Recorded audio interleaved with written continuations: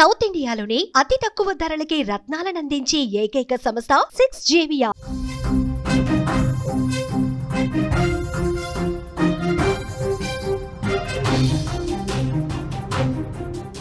Breaking news చూస్తున్నాం.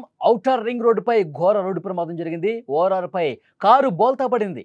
ప్రమాదంలో ఇన్ఫోసిస్ ఉద్యోగిని మృతి చెందింది. మరో 7 ఇన్ఫోసిస్ ఉద్యోగులకు గాయాలయ్యాయి. సరళ మైసమ్మ ఆలయానికి వెళ్ళొస్తుండగా ఈ దుర్ఘటన జరిగింది. హైదరాబాద్ ఔటర్ రింగ్ రోడ్డుపై ఘోర రోడ్డు ప్రమాద అనంతర దృశ్యాలు మీరు స్క్రీన్ మీద చూస్తున్నారు. కారు ఏ విధంగా నుజ్జునుజ్జైందో మీరు స్క్రీన్ మీద చూస్తూ ఉన్నారు. కారు బోల్తా పడిన ఘటనలో ఓ ఇన్ఫోసిస్ ఉద్యోగి మృతి చెందింది. 7 గాయాలయ్యాయి. ఇన్ఫోసిస్లో పనిచేస్తున్న ఉద్యోగులంతా సరళ మైసమ్మ ఆలయానికి వెళ్ళొస్తుండగా అబ్దుల్లాపూర్ మెట్ ఓఆర్ఆర్ సమీపంలో ఈ ప్రమాదం జరిగినట్టు తెలుస్తోంది. మృతి చెందిన యువతి సౌమ్యారెడ్డిగా గుర్తించారు. ఆమె స్వస్థలం సంగారెడ్డి జిల్లా జిన్నార మండలం వావిలాలలో తీవ్ర విషాద ఛాయలు అలుముకున్నాయి. కుటుంబ సభ్యులు కన్నీరు మున్నీరుగా విలపిస్తున్నారు. క్షతగాత్రులని చికిత్స నిమిత్తం ఆసుపత్రికి తరలించారు. పోలీసులు ఘటనా స్థలానికి చేరుకుని దర్యాప్తు చేపట్టారు. ప్రమాదానికి గల కారణాలను వెతుకుతా ఉన్నారు. ఇక మృతురాలతో పాటు గాయపడ్డ వారందరూ కూడా ఇన్ఫోసిస్ ఉద్యోగులు కావడంతో సంస్థలో తీవ్ర విషాదం నెలకొన్నటువంటి పరిస్థితి కనిపిస్తోంది. వాళ్ళకి సంబంధించిన స్నేహితులు కన్నీరు మున్నీరుగా విలపిస్తూ ఉన్నారు. గాయపడ్డ వారు త్వరగా కోలుకోవాలని ప్రార్థిస్తూ ఉన్నారు. ఒక్కసారి చికిత్స పొందుతున్నటువంటి వాళ్ళ దృశ్యాలు కూడా మీరు స్క్రీన్ మీద చూడొచ్చు. ఆసుపత్రిలో కొంతమంది స్వల్ప గాయాలతో బయటపడితే మరి కొంతమందికి తీవ్ర గాయాలైనటువంటి పరిస్థితి ఉంది. ఒక ఉద్యోగి తోటి స్నేహితురాలు చనిపోవడంతో ఒక్కసారిగా అందరూ షాక్కి గురైపోయారు. ఈ ప్రమాదం అసలు జరగకుండా ఉండాల్సింది, మాకు అసలు బాలేదు సిచ్యువేషన్.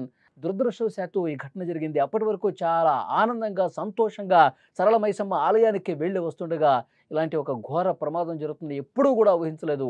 అందరూ కూడా మేము ఇంకా షాక్లోనే ఉన్నాం, షాక్ నుంచి బయటకు రాలేదని వాళ్ళ ఫ్రెండ్స్ అందరూ కూడా చెప్తున్న పరిస్థితుంది. హైదరాబాద్ ఔటర్ రింగ్ రోడ్డు మీద జరిగినటువంటి ఈ ఘోర రోడ్డు ప్రమాదంతో ఆయా కుటుంబాల్లో విషాద ఛాయలు అలుముకున్నాయి. అలాగే ఇన్ఫోసిస్ కార్యాలయంలో కూడా తీవ్ర విషాదం నెలకొన్న పరిస్థితి ఉంది. ఈ వార్త తెలిసిన వెంటనే తోటి ఉద్యోగులు, అందులో పనిచేసే వాళ్ళందరూ కూడా ఒక్కసారిగా షాక్ అయిపోయినటువంటి సిచ్యువేషన్ కనిపిస్తుంది. సో డెఫినెట్గా ఈ ప్రమాదం దేనికి జరిగింది, ప్రమాదానికి గల కారణాలు ఏంటి, అతి వేగమా లేకపోతే నిద్రమొత్తా, ఇంకేదన్నా కారణం ఉందా అన్నీ కూడా ఆధారాలు సేకరిస్తూ ఉన్నారు. అక్కడ ఎవరైతే స్వల్ప గాయాలతో బయటపడ్డారో వాళ్ళను కూడా పోలీసులు విచారిస్తున్నటువంటి పరిస్థితి కనిపిస్తుంది. ఒక్కసారి విజువల్స్లో చూడండి, కారు ఏ విధంగా నుజ్జు అయిపోయిందో మీకు కనిపిస్తూ ఉంది. అంటే ప్రమాద తీవ్రతను తెలియజేస్తుంది. కారు కూడా పూర్తిగా కారు పార్ట్స్ అన్ని కూడా తునాతునకలైపోయినటువంటి పరిస్థితి ఉంది. అంటే ఎంత ఘోర ప్రమాదం చూడండి. ఔటర్ రింగ్ రోడ్డు మీద ఒక్కసారిగా మరి అది అతి వేగంగా కారణం కనిపిస్తుంది, లేకపోతే ఏదైనా వాహనం ఓవర్టేక్ చేయబోయి ఈ ప్రమాదం జరిగిందా?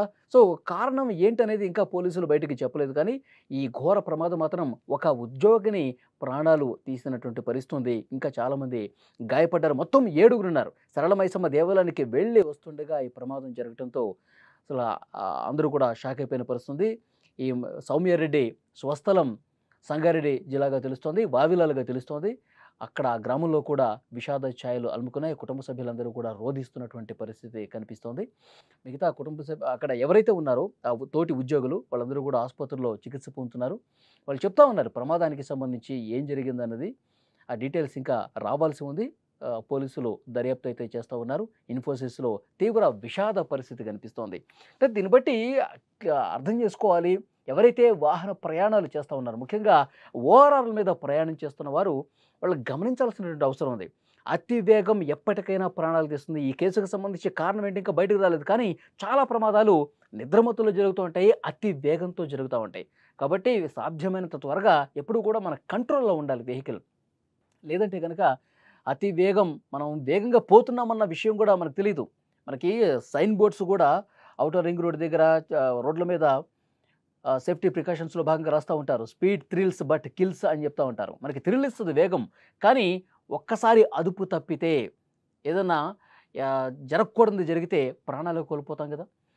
జరగకూడదు జరిగితే మొత్తం కుటుంబం రోడ్డున పడే పరిస్థితి ఉంటుందిగా, కుటుంబం మొత్తం కూడా శోక సంద్రంలో మునిగిపోయే పరిస్థితి ఉంటుంది కదా. అందుకే అధికారులందరూ కూడా, పోలీస్ యంత్రాంగం కూడా, ట్రాఫిక్ యంత్రాంగం కూడా చాలా స్పష్టంగా చెప్తూ ఉంటారు, అతి వేగం అనేది ప్రమాదకరం, చాలా జాగ్రత్తగా గమనించుకొని బండ్లు నడిపించాల్సినటువంటి అవసరం ఉంది. ఇక్కడ చూడండి, ఇన్ఫోసిస్ ఉద్యోగులందరూ కూడా నిన్న ఆదివారం కావడంతో అందరం కూడా ఒక మాట మీద అనుకుని సరళ మైసమ్మ ఆలయంకి వెళ్దాం, అక్కడ మనం ఆ మాతని దర్శించుకుందాం, ఈ సండే ఈ హాలిడే మొత్తం కూడా మనమందరం హ్యాపీగా వెళ్ళొద్దాం అని చెప్పేసి అనుకున్నారు. కానీ ఆ ప్రమాదం ఏమైంది? తీవ్ర విషాదాన్ని నింపినటువంటి పరిస్థితి ఉంది.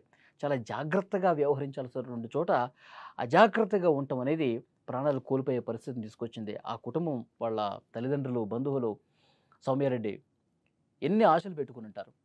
మంచిగా ఉద్యోగం చేస్తూ ఉంది. ఎన్నో ఆశలు ఉంటాయి భవిష్యత్తుకు సంబంధించి. వాళ్ళు మంచిగా చదివించారు, ఉద్యోగం కూడా చేస్తోంది. ఎన్నో కలలు ఉంటాయి కదా, తమ బిడ్డ ఇంకా పైకి ఎదగాలని.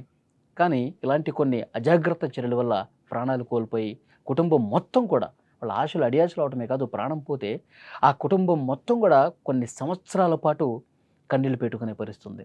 కాబట్టి అధికారులు, పోలీసులు చెప్తా ఉన్నారు, ఎప్పుడైనా సరే రోడ్ల మీదకు వచ్చినప్పుడు చాలా జాగ్రత్తగా మనం గమనం పెట్టుకోవాల్సిన అవసరం ఉంది. మన కుటుంబాన్ని యాది పెట్టుకోవాల్సినటువంటి అవసరం ఉంది.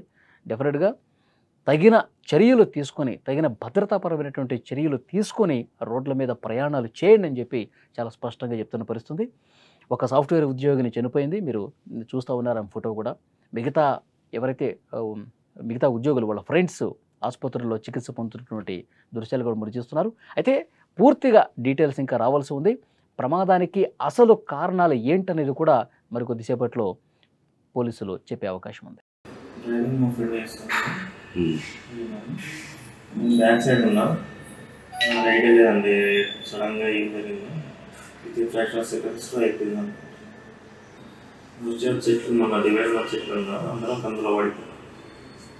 ఇంకో స్టేజ్ ఎన్ని రోజులు జాబ్ చేయబట్టి?